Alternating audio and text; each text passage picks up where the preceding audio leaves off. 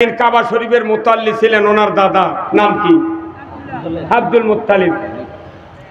উনি কোনো সালিশ করতেন। আমাদের এলাকার নেতা করলে দরবার হয় না ভাই, উনি ওই রকম নেতা। মক্কার মাথাপে ওই দরবার হচ্ছিল, তো সিয়েটের সব দেশে বসার জায়গা। তখন মোহাম্মদ সাল্লাল্লাহু আলাইহি ওয়াসাল্লাম ছোট্ট, এই 5-6 বছরের একটা সন্তান, ছোট। এখন যে সিয়েটটা আব্দুল মুত্তালিবের, ওই সিয়ারে আসে মোহাম্মদ সাল্লাল্লাহু আলাইহি ওয়াসাল্লাম, ছোট্ট মানুষ সিয়ারের উপর বসে হেলান নিয়ে বসে আছে। সুবহানাল্লাহ। দরবারের শত শত মানুষ বসে আছে। বাপরে, মক্কার একটা মুতাল্লি, কাবা ঘরের রক্ষণাবেক্ষণকারী, এত বড় একটা সালিশদার, তার সিয়ারত এই ছোট্ট বাচ্চারা কে রে? এই ওর দাম কি দেওয়ারই কথা, তাই না? চিনে না তো এই বাচ্চা কে। তখন আব্দুল মুত্তালিব আসা ওই মোহাম্মদ সাল্লাল্লাহু আলাইহি ওয়াসাল্লাম যে ছোট্ট বাচ্চা, তা সরে না দিয়ে সিয়ারের নিচে বসে গেছেন। আল্লাহু আকবার। কোথায় বসছে? সিয়ারের নিচে। লোকেরা চিন্তা করছে যে প্রামাণিক সাহেব, মাতব্বর সাহেব, মুতাল্লি সাহেব, আপনি নিচে বসলেন কেন? ওই সন্তানক তুলে দিয়ে আপনি বসেন। আপনি নেতা যদি নিচে বসেন, আমাদের আর ইজ্জত থাকে? আব্দুল মুত্তালিব বললেন, এই সালিসের লোকেরা, তোমরা জানো না এই মক্কাতে যে সন্তানকে চেয়ার থেকে নেমে দিতে বলছো আমাকে, তোমরা জানো না এর পরিচয় যদি জানতে, তোমাদের চেয়ার ছেড়ে দিয়া এই সন্তানকে বসা দিতে। ইনি হলেন, কিছু বলেন বে, কিছু বলেন তা আপনি বসেন। আপনার চেয়ার থেকে আমার ভয় হয়, খেপে যাচ্ছে নাকি করছেন? আমার টাইম হইলে আপনি দিবেন সিগন্যাল, একবারে রেলগাড়ি থামে দেবো। প্রধান বক্তা এখানে গেছিলাম, উনি ভালো করে খাওয়া অসুবিধা। আমার গতকালকে মাহফিল ছিল ভিন্ন জগৎ নাই, তারাগঞ্জ থানা, রংপুরের, তার থেকে 16 কিলো পশ্চিমে ভিন্ন জগতের ওখানে ছিল। আমি মাহফিল থেকে বাড়ির যা ঘরের ভেতর ঢুকেছি, আর ফজরে আজান দিয়েছে। নামাজ পড়ে সকালবেলা দেখি 3 গ্রুপ মানুষ যাচ্ছে, ওর গ্রুপ বিদায় করে দিয়ে মসজিদে নামাজ পড়বার গেছি। নামাজ পড়ে বাড়াচ্ছি, পাবনা থেকে মানুষ এসে নন্দীগ্রাম বাস স্ট্যান্ডে স্যান্ডেল ফেলবে। ওর গ্রুপ বিদায় করে যাচ্ছি। ভাই আমি রেস্ট নিই, আমার আগামীকালকে মাহফিল আছে চাঁপাই নবাবগঞ্জ। আমি খুব স্লোলি, অল্পক্ষণ আমি আপনাদেরকে কথা বলবো, যে কথা শুনলে রসুলের আদর্শ বোঝা যায়। আল্লাহু আকবার। আমার ভাইরা, আল্লাহ রসুল বললেন, খাদিজা ও আমার বোনে, চাচার কাছ থেকে না শোনা পর্যন্ত উত্তর দিতে পারবো না।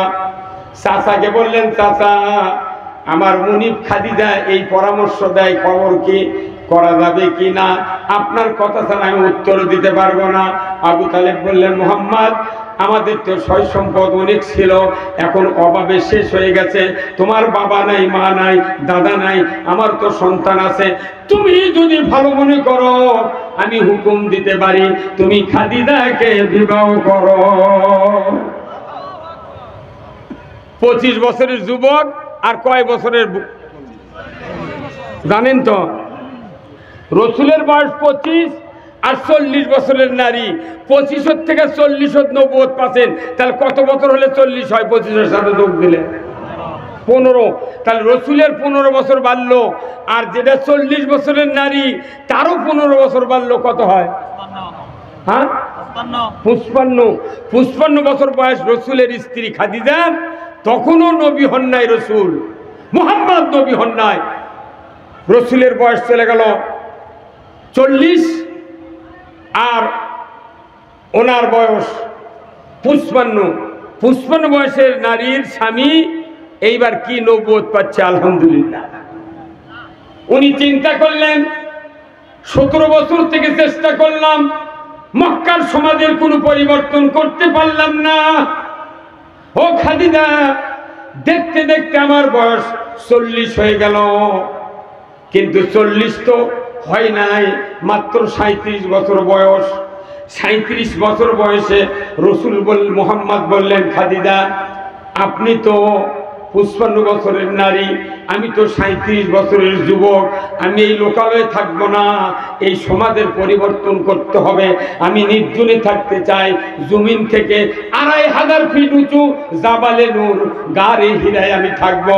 খাদিজা, স্ত্রী হিসেবে আমি তোমার কাছে আবদার করছি, আমাকে 3টি বেলা খেজুর, জমজমের পানি আর ভাত তুমি যদি আমাকে বহন করে খাওয়াতে পারো, তাহলে আমি ওই জায়গায় নিরিবিলি একটু আল্লাহর কাছে, আকাশের মালিকের কাছে পরামর্শ চাইতে পারি। ধরে কন্যা আল্লাহু আকবার। 37 বছরের যুবক গাড়ে হিরায় গেলেন, 55 বছরের স্ত্রী, তাকে বললেন ভাত পানি খেজুর আমাকে বহন করে খাওয়াতে হবে। বলুন তো, 3.5 বছর থেকে 3 বছর রসুলের নবুয়ত পাওয়ার আগে পুরা 2500 ফিট পাহাড়ে উঠে উঠে দিনে 6 বার, একবার উঠেছে আবার নেমেছে, 6 বার ওঠা নামা করে রসুলকে খাদ্য জোগাড় দিয়েছেন। ধরে বলুন না ঠিক কিনা? 55 বছরের নারী ভাত বা খেলেছে কোথায়?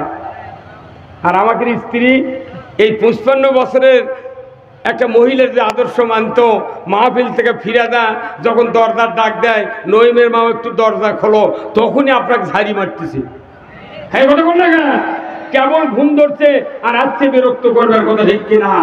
কোথায় মুসলমান?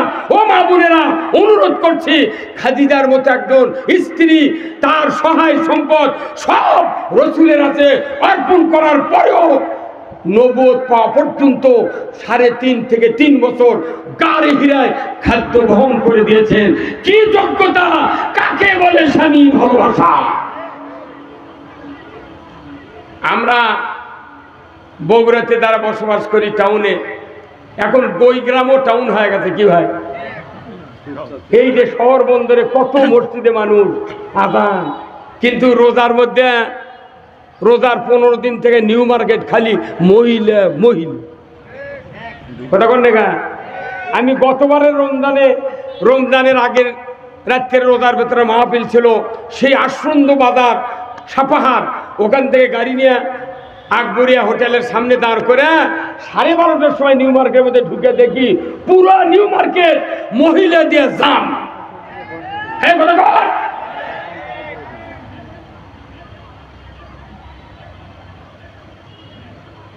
মহিলা দেখি জাম। আচ্ছা কোন তো রোজা কিসের জন্য ফরজ করেছেন আল্লাহ? মোত্তাকে। বাহ, ধন্যবাদ, মরদে আছে রে। ইয়া আইয়ুহাল্লাযিনা আমানু কুতিবা আলাইকুমুস সিয়ামু কামা কুতিবা আলাল্লাযিনা মিন ক্বাবলিকুম লাআল্লাকুম তাত্তাকুন। রমজানের রোজা ফরজ করা হয়েছে, এই রোজা পূর্ববর্তীদের উপর ফরজ ছিল, তোমাদের উপর ফরজ করা হয়েছে এই জন্যে যাতে করে তোমরা মোত্তাকি হতে পারো, আল্লাহকে ভয় করতে পারো। তাকওয়ার জন্য রোজা। অথচ স্বামীও রোজা করলে 1 মাস, স্ত্রীও রোজা করলে 1 মাস। রাতের 12:30টার সময় টাউনের মধ্যে নিউ মার্কেটে কাপড় কিনিচ্ছে, এটা কিরকম মোত্তাকি? কথা বলে ভাই, ঘুমাচ্ছেন নাকি? এটা কিরকম মোত্তাকি? কথা বল।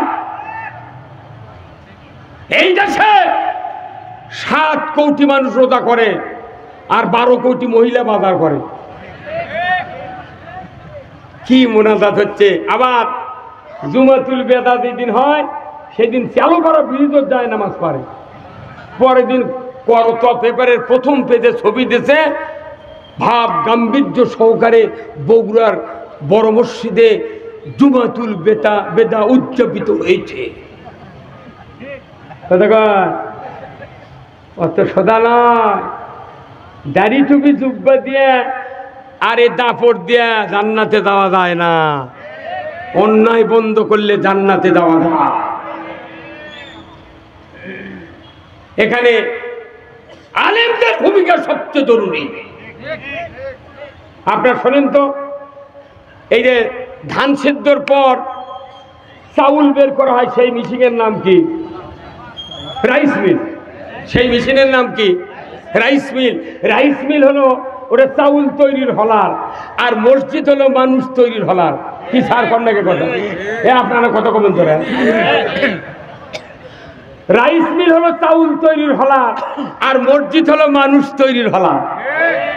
এখন আপনি রাইস মিলের হলারে ধান দিয়েছেন, এই ধান দিয়েছেন ধান বাড়াচ্ছে, ধান দিয়েছেন ধান বাড়াচ্ছে, 3 বার অল্টার করার পর দেখিচ্ছেন খালি ধান দিয়ে ধান বাড়ায়, ওই ধান আর রাখবেন ওখানে?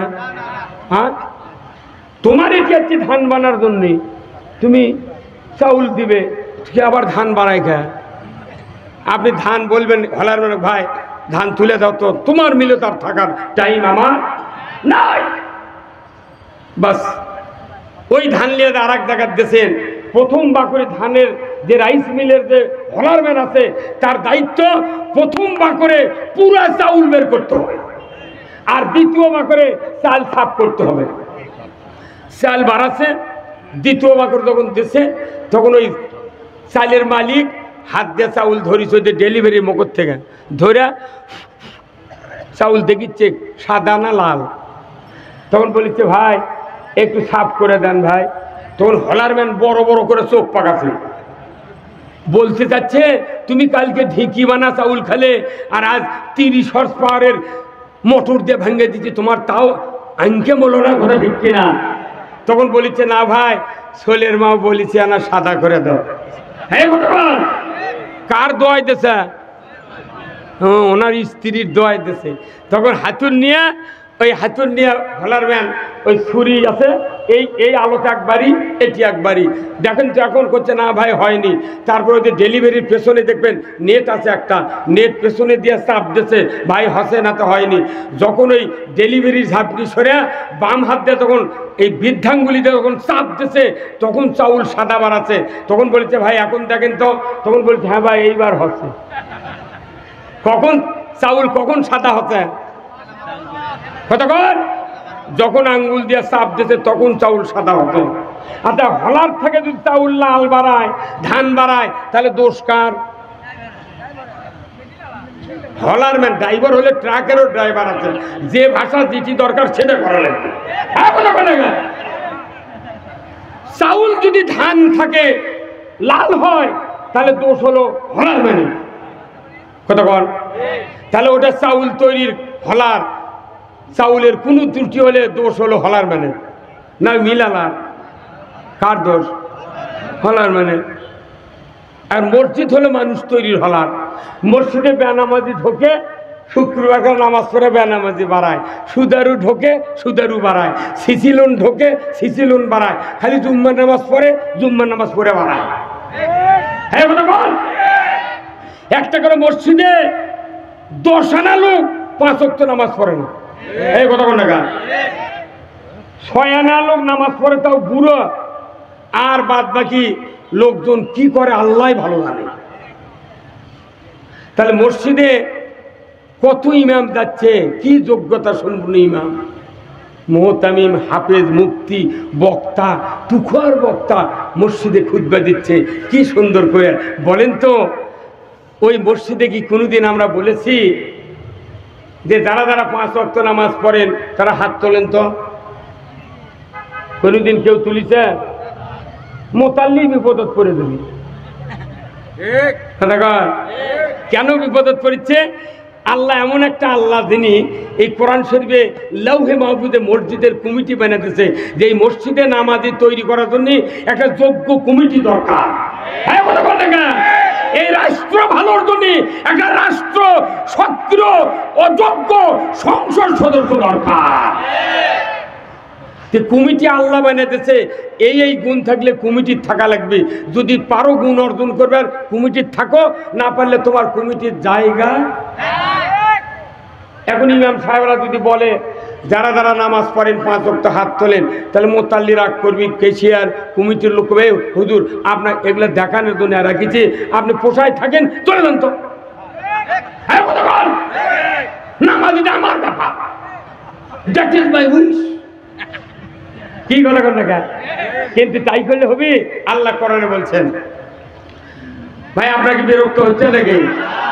আল্লাহ বলছেন ইন্নামা ইয়ামুরু মাসাজিদাল্লাহ মান আমানা বিল্লাহ ওয়াল ইয়াউমিল আখির ওয়া আকামুস সালাতা ওয়া আতাজ যাকাতা ওয়া লাম ইয়াখশা ইল্লাল্লাহ। আমার আল্লাহ বলছেন পাঁচটি গুণ যাদের আছে, পাঁচটি গুণ যাদের আছে তারা মসজিদের কমিটি থাকতে পারবে। কার কথা? কয় গুণ? আরে বা মসজিদের কমিটির রাজনৈতিক দলের নেতারা জায়গা পায়। কথা কয় না রে, কথা কয় না। কয় আমি অমুক দলের ওয়ার্ড সভাপতি, আমাকে মসজিদের কমিটি বানার লাগবে। তুমি কি প্রাইমারি পাস? এটা কথা কয় না রে। কি ভাই, ওই দলের নেতা সেদিন ওকে বলে মসজিদের কমিটি বান। আরে তুই বদলা লড়ার যোগ্যতা নেই।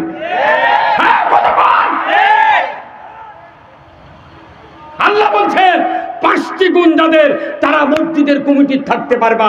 এক নাম্বার আল্লাহর উপর ঈমান, আখিরাতের প্রতি ঈমান, যারা নামাজ কায়েম করে, যাকাত আদায় করে, আর আল্লাহ ছাড়া কাউকে পরোয়া করে না, ভয় করে না।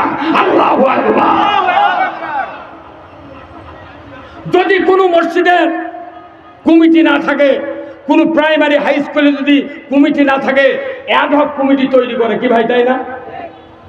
এটা স্যারও জানে। কি স্যার? Ad hoc committee.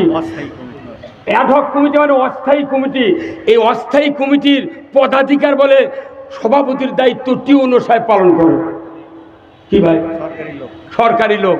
তাহলে যদি, আর আল্লাহ বলছেন, রসুল বলছেন যে ওই মসজিদের যিনি খতিব হবেন তাকে ওই কমিটির সভাপতি থাকতে হবে।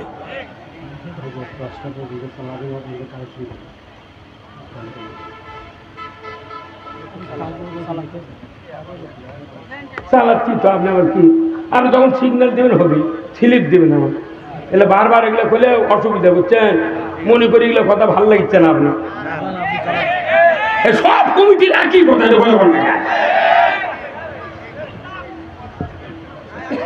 দুই একটা কই যে কয়জন আমার সামনে বসে আছে, এগুলো কোন বিশ্বকাপের জাজমেন্ট। আপনারা তকবির দিচ্ছেন, স্লোগান দিচ্ছেন, ঠিক এনারা চাপো মেরে বসে আছে। সভাপতি সাহেবকে চিৎকার করে বলতে হবে এদেশে আল্লাহর আইন চাই। যারা আল্লাহর আইন চাওয়া দরকার তারা চায় না গরিব চোখ আমাকে রোগ দিয়ে জেলত তুলিচ্ছে, আর ওনারের বল পার্সনেরা মৌজ করিচ্ছে ওই আপেল আর আঙ্গুর খায়। যার যেরকম হর্স পাওয়ার তার সেরকম কাজ করতে হবে। আপনার হর্স পাওয়ার বিকো ইঞ্জিন 25 হর্সের, আর আপনি করছেন আমি সিয়ান্টন 6 হর্সের কাজ কর্ম, বাটাম ফাটাবি কিয়ামতের ময়দানে। হর্স পাওয়ার গোপন করা যাবে না। আপনি বিশাল মাদ্রাসার মুহতামিম, বিশাল মাদ্রাসার শিক্ষক, আপনি বিশাল কলেজের প্রিন্সিপাল, আপনার উপর যে দায়িত্ব আছে ওই রিক্সাওয়ালার তা দায়িত্ব না। রিক্সাওয়ালা সাতপাতার মিছিল করে, আর প্রিন্সিপাল তল্ল ধরে সপ্তাহবতী মার্কেটে টুক করে দেখে। কিয়ামতের দিন খালি খুঁজবি। এই খোঁচার আয়াত কোরআন শরীফে আছে, সময় নাই কারণ কর্তৃপক্ষ হয়তো তাড়াহুড়া করতেছে, এগুলা বাদ দেয়, তাড়াতাড়ি টাকা দাও। এই কথা কন দেখা ভাইরা আমার, আল্লাহ রাব্বুল আলামিন বলেছেন আল্লাহকে ছাড়া কাউকে ভয় করে না। আমার মসজিদের ইমামগুলি এই বক্তব্য যদি মসজিদে নিয়োগ হওয়ার 1ম তারিখে যদি দিতে পারতেন, বাংলাদেশ 92% মুসলমানের দেশে, ইমানদারের দেশে, বাইতুল মুকাররমের ইমামের পলায়া দেওয়া লাগতো না। বহু দিন হচ্ছে, আমার বয়স 66 বছর, ইমাম বলে যায় জীবনে শুনি। আল্লাহ রে আল্লাহ, কি ডাকাতি কামড়ে ইমাম পলাবু কে রে? তার মানে ওই এমন তেল মারিছে আর এই পৃথিবীর থাকারই কথা নেই। হায় সর্বনাশ, বাইতুল মুকাররমের ইমাম পলে গেল রে। আমরা কত নিচে নেমে যাচ্ছি। আজকে আপনাদেরকে বলা হয় আল কোরআনের আলো, তখন জনগণ বলে ঘরে ঘরে জালো। কথা বল না কেন? কিন্তু আল কোরআনের আলো, মদিনার সংসদের আলো, বদরের যুদ্ধে 313 জন সাহাবীরা যখন যুদ্ধের ময়দানে নেমেছিলেন, রোজাকে তরক করে রোজা ছেড়ে দিয়ে 313 জন সাহাবী বদরের প্রান্তরে যুদ্ধে নামলেন। 1000 কাফেরের সামনে তারা স্লোগান দিয়েছিলেন, আল কোরআনের আলো, মদিনার সংসদের আলো। এই কোরআন দিয়া রসুল 10টি বছর পৃথিবী শাসন করেছেন কোরআন দিয়া। অথচ আজকে কে আপনাকে আমাকে এই শক্তি দিল? কোরআন বাদ দিয়া, বাবার আইন দিয়া, স্বামীর আইন দিয়া, কে দাদার আইন দিয়া এই দেশ শাসন করতে হবে? কোথায় লেখা আছে? কোথায় লেখা আছে? 10টি বছর আল্লাহ নবী শাসন করছেন। বাংলাদেশের মতো কমপক্ষে 27টা রাষ্ট্র পরিধি হবে, এত বড় রাষ্ট্রের আমির ছিলেন, প্রেসিডেন্ট ছিলেন স্বয়ং আল্লাহর রসুল। যখন আল্লাহু আকবার, আমরা ভুলে গিয়েছি ইতিহাস। আজ থেকে 6500 বছর আগে ইব্রাহিম আলাইহিস সালাম কুরবানি করেছিলেন তার নিজের সন্তানকে। একটি কুরবানি করবেই, চক্ষু বাঁধে তরবারি চালাচ্ছেন, চালাতে চালাতে হয়রান হয়ে গেছে, তরবারি কাটে না। কি ব্যাপার? গলা কাটলে তো ফোঁস করে সাউন্ড হয়, কিছু হয় না। রাগ করে তরবারি ফেলে দিছে, পাথর কাটে গেছে। আবার চোখ খুলে দেখে পাথর কাটলো, তরবারি তুমি কাটো না। বলে, হে ইব্রাহিম, খবরদার, তুমি তোমার হুকুম, আল্লাহর হুকুম পালনের জন্য তরবারি চালাচ্ছ, কিন্তু আমাকে যে আল্লাহ সৃষ্টি করেছেন, ইসমাইলের গলা কাটা তো দূরের কথা, এক কাটা পশম যদি কাটি আমাকে জাহান্নামে দিয়ে শাস্তি দেবে। 6500 বছর আগে গলায় কাটিছে। শেষ পর্যন্ত দুম্বা নিয়ে জিব্রাইল ইসমাইলকে কলত করে দাঁড়িয়ে থাকলেন, আর দুম্বা জব হয়ে গেল। বলুন তো, ওই সময় দুম্বার গলা কাটিছে না উপরে কাটিছে? কোথায়? তাহলে ওই সময় কুরবানি করতে গলায় কাটার সিস্টেম কে চালু করেছেন? আচ্ছা, এখন এসে যদি বাংলাদেশের 12,000 মুফতি, 14,000 বক্তা আর 15,000 ইমাম যদি বলে যে আমরা এতদিন গরু, বকরি, মহিষ, উট, দুম্বার গলাত কাটা কুরবানি করেছি, আমাকে এই সিস্টেম করতে গিয়া উনি কি গরু বাছুর জমিনে পাড়তে গিয়া কারো সিংহের ঘুতা লাগে, পাও লাত্তি লাগে, চোখ ফাটে, পাথর ভাঙে, এত কষ্ট করা যাবে না। গরু এইভাবে ধরে থাকবে, গামছা দিয়ে চোখ বান্ধা বিসমিল্লাহ কয় ঘাড়ত চোট মারবে, কাল্লা পরে যাবি, গোস্ত খাবে। আচ্ছা, এই ফতুয়া যদি এই দেশের এতগুলো ইমাম মুফতি এরা ফতুয়া দেয়, তাহলে এই ফতুয়া কেউ মানবি? হ্যাঁ, জনগণ মানবে? হ্যাঁ। আর ওইভাবে গলা কাটা নয়, এই উপরে কাটে যদি একটা ফকিরনি যদি 20 কেজি গোস্ত আর 3000 টাকা দিয়ে বলা হয়, মা তুই 3000 টাকা তেল মশলা কিনে গোস্তটা ফাইন করে পাক করে খা, মা খাবি? কে? হ্যাঁ, তার মানে এটা হলো সিস্টেম আল্লাহর। গলাত কাটলে সেটা হালাল, আর উপরে কাটলে হারাম। তাহলে আপনি গরু কুরবানি করতে গলাত না কাটে উপরে কাটলে টাকা দিলেও গোস্ত খেতে চান না, লাইফে ওটা করছেন হারাম। তাহলে যে আল্লাহ সুদ হারাম করেছেন সেই সুদ দেশত চলে, আর আপনি জুম্মার মধ্যে ইতিকাফ করছেন।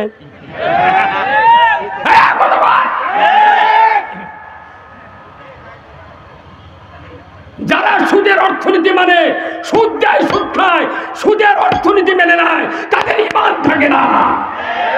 কোরআন শরীফে যতগুলি অপকর্ম আছে, খারাপ কাজের কথা আছে, সমস্ত খারাপ কাজের মধ্যে সেরা খারাপ কাজ হলো সুদ।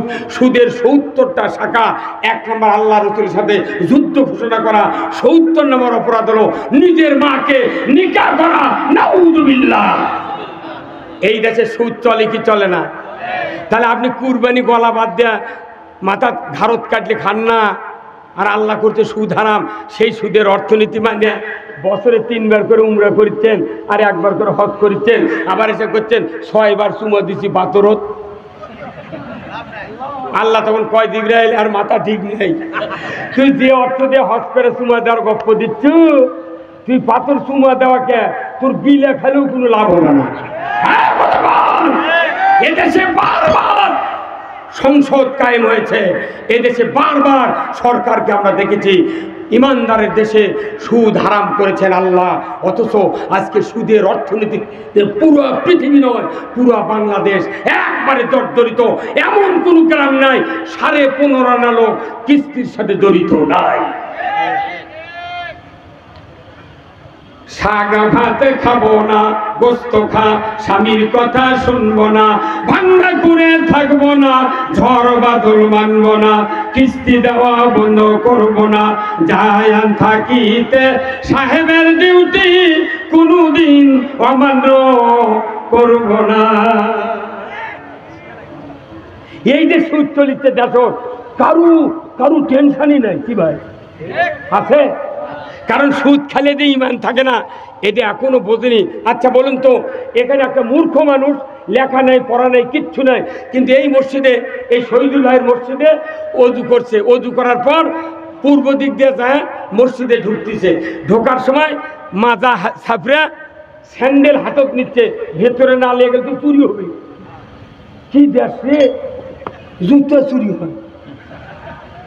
হ্যাঁ, খালি একটা আইন যদি করলো হয়নি,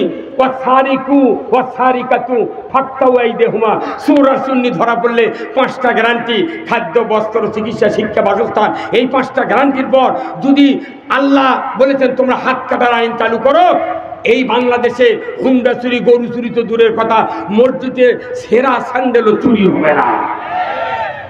আর প্রত্যেকটা মসজিদে জুতা লিয়া আগে নামাজি জুতা চৌকাট পার করে, তারপরে ওই পেছনে ঢোকে। জুতা চুরির মতো একটা ঘটনা বাংলাদেশে বন্ধ হয় নাই। এখন আমরা বলছি আমি মুসলিম, আমি মুসলমান। আমি অধ্যয়ন করি না কোরআন। বলুন তো, একটা লোক অজু করেছে, স্যান্ডেল খুলতে গিয়ে পেছনের রাস্তা দিয়ে বাতাস বাড়াচ্ছে, এই লোককে ওই অবস্থায় মসজিদে ঢোকে? হ্যাঁ ঢোকে। কেন ঢোকে না?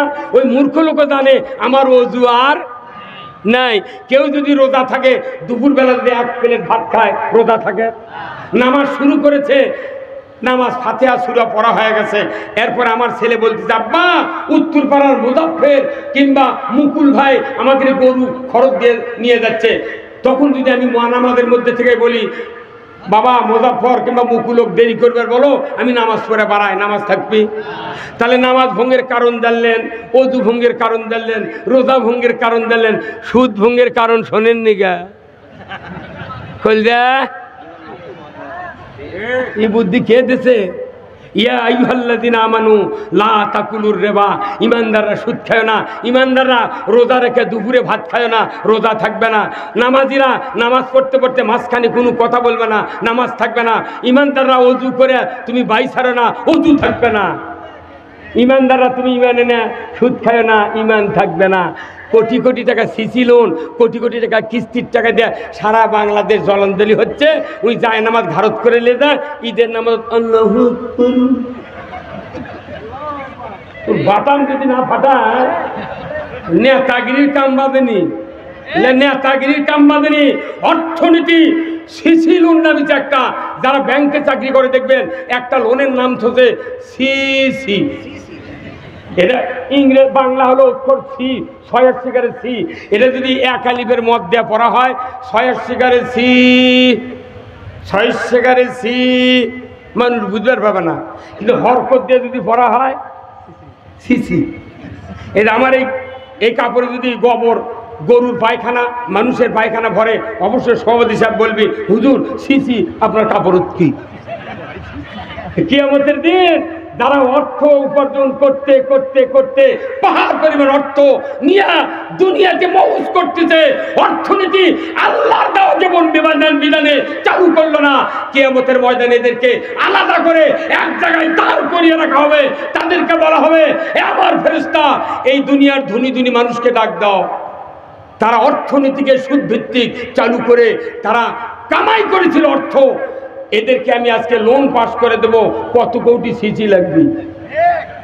কে অনুরোধ করছি, অর্থনীতি বাংলাদেশে জাকাত ভিত্তিক কায়েম হোক। কারা কারা চান একটু হাত তোলেন তো দেখি, তোলেন, হাত তোলেন, তোলেন। লিল্লাহে তাকবীর,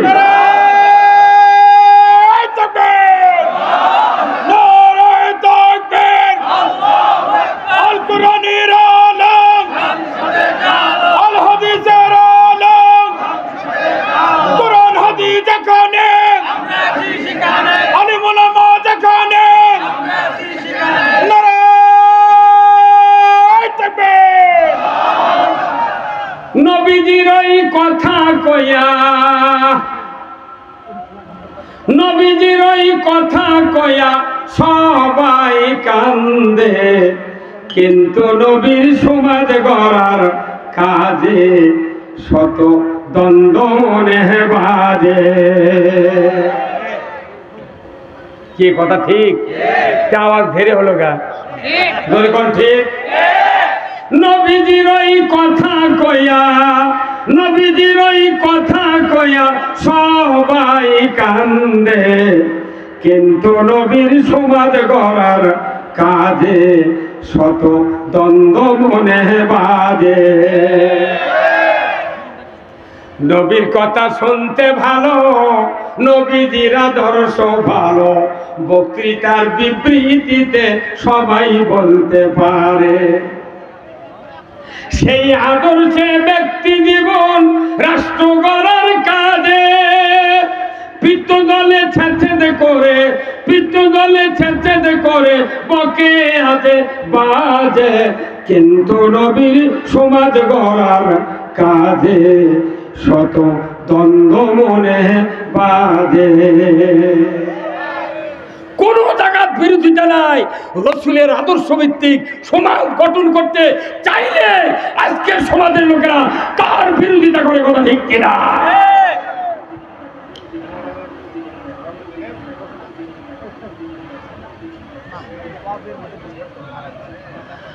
ভাইরা আমার, আমি বলতেছিলাম ইসলাম একক ইবাদত বিশিষ্ট ধর্ম নয়, জীবন ব্যবস্থা নয়। প্রত্যেকটা ইবাদতের সাথে ইসলামের কানেক্টিভ, জীবনের সাথে কানেক্টিভ করা রয়েছে। কারণ ইসলাম যদি মানতে চায়, কোনো একটা আল্লাহর হুকুম বাদ দিলে ইসলাম মানা যায় না। আপনাদের এখানে বগুড়া সাইকেল বিক্রি হয় না ভাই? ওই যে গোহাইল রোডের ওখানে সাইকেল এখন 14,000 টাকা দাম, ফোনের সাইকেল। এই সাইকেল যদি কেউ কিনবার না দেখে, এত টাকা তো আমার কাছে নাই, ওই বেচারা করছে কি, সাইকেলের চেন থাকে সাইকেলের কোন দিক,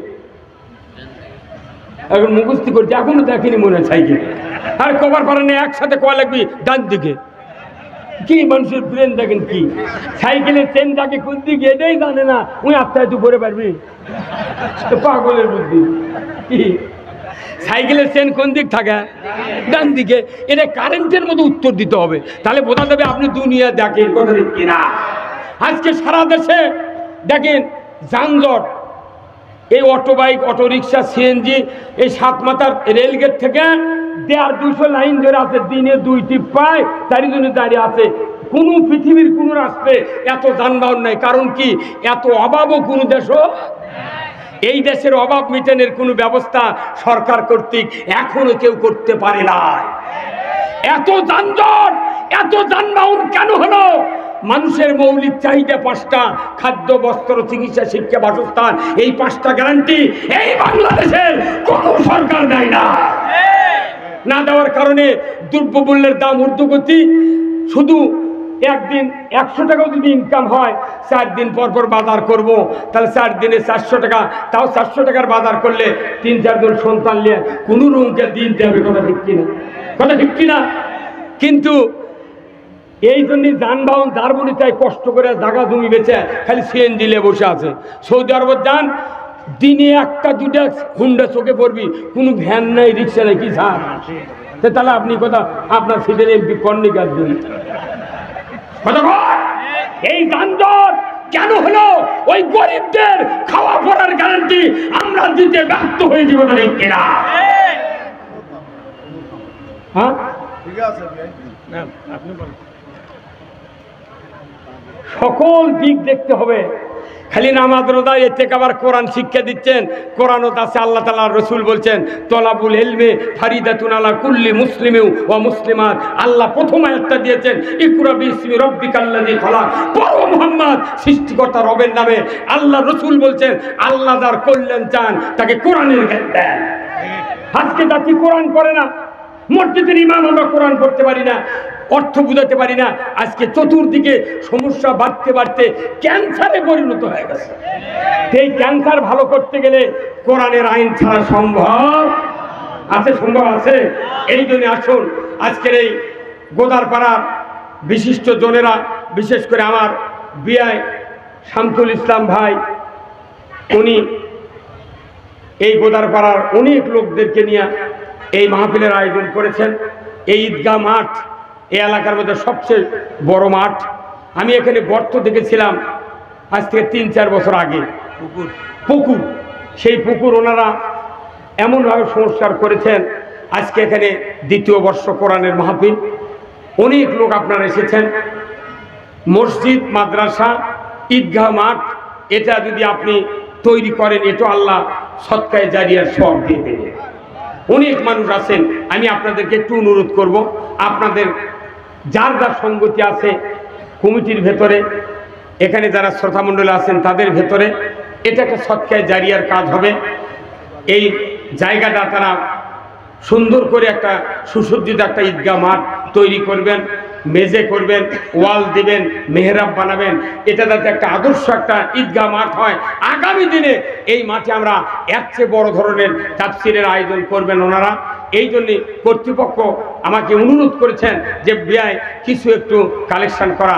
আপনাদের কাছে আমার অনুরোধ, আল্লাহর দ্বীনের জন্য যে কথাগুলি শুনলেন, এই ঈদগাহের জন্য আমরা কারা আছি, 2000, 5000, 10,000, 20,000, 1 মণ ধান, 200 টাকা, 500 টাকা, যার যার সঙ্গতি আছে একটু দিবেন। আমি আপনাদের জন্য দোয়া করব।